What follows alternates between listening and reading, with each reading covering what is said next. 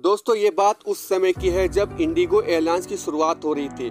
उस समय Kingfisher, air India, jet Airways और स्पाइस जेट जैसे एयरलाइंस भारत के आसमान पर राज करते थे। ये वो दौर था जब एयरलाइंस इंडस्ट्री में काफी कंपटीशन हुआ करता था, जिसके चलते सभी कंपनियों को अपना टिकट काफी सस्ता में बेचने पड़ते थे। इस बीच इंडिगो एयरलाइंस की शुरुआत हुई और कैसे इंडिगो ने इस कंपटीशन को मात दी और भारत की सबसे बड़ी एयरलाइंस कंपनी बन के उभरी। आइए जानते हैं इस वीडियो में। दोस्तों इंडिगो एयरलाइंस ने खुद को हमेशा लो कॉस्ट एयरलाइन यानी सबसे सस्ता एयरलाइंस के रूप में खुद को बताया है, खुद को मार्केटिंग किया है और यह कभी भी अपने लो कॉस्ट एयरलाइंस की स्थिति से अलग नहीं हुआ। इंडिगो ने कभी भी अपने फ्लाइट्स में फ्री फूड्स या free meal, loyalty program, lounge facilities और फ्री इंटरटेनमेंट जैसी सर्विस प्रोवाइड नहीं करती है।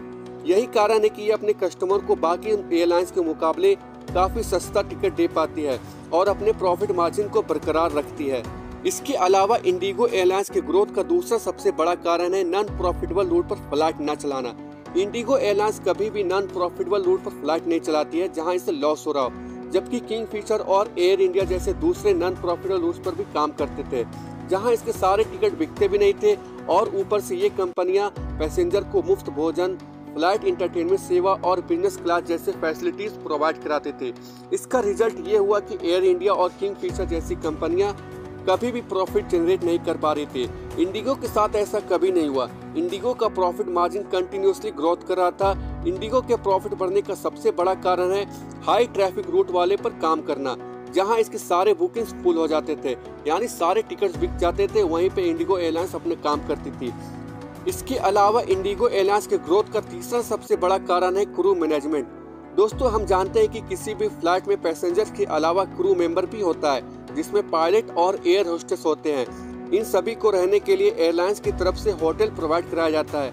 जाहिर है कि एक पुरुष स्टाफ और एक महिला स्टाफ को अलग अलग कमरे देने होते होंगे, पर यहाँ इंडिगो ने अपना दिमाग लगाया और अपने एयर होस्टेस में सिर्फ महिला स्टाफ को रखा, क्योंकि महिला स्टाफ को एक रूम में रखना आसान और कम खर्चीला होता है। तो इस तरह अपने स्टाफ मैनेजमेंट को ध्यान में रखकर यहाँ भी इंडिगो ने अपने खर्चे को कम किया और पैसे को बचा लिए।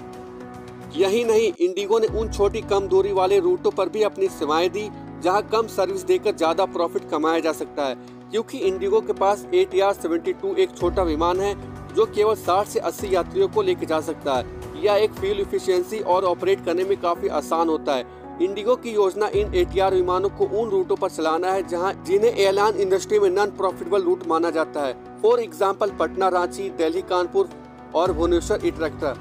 इंडिगो ने इन रूटों पर भी सबसे कम किराए की पेशकश करके भी बहुत प्रॉफिट कमाया है और इस प्रकार अपनी इंडिगो ने इंडिया की डोमेस्टिक मार्केट में भी अपनी पकड़ मजबूत करी है।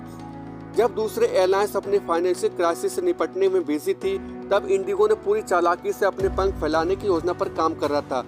100 बात की एक बात, इंडिगो एयरलाइंस जानती थी कि भारत में आज विमान यात्रा करना एक विलासिता के रूप में देखा जाता है। इसलिए इंडिगो ने शुरू से ही सोच लिया था कि हम लो कॉस्ट एयरलाइंस के रूप में काम करेंगे और अपना बिजनेस को ऑपरेट करेंगे। इनकी मार्केटिंग रणनीति यही थी कि ऐसे में इंडस्ट्री में जहां विमान यात्रा एक विलासिता है, वहां लोगों को सिर्फ उड़ने का मौका दिया जाए, वो भी कम खर्चे में। यही मार्केटिंग रणनीति के बदौलत आज भारत में अकेली इंडिगो एयरलाइंस की एक ऐसी कंपनी है जो फायदे में है और 50% के साथ मार्केट शेयर अपना रखती है।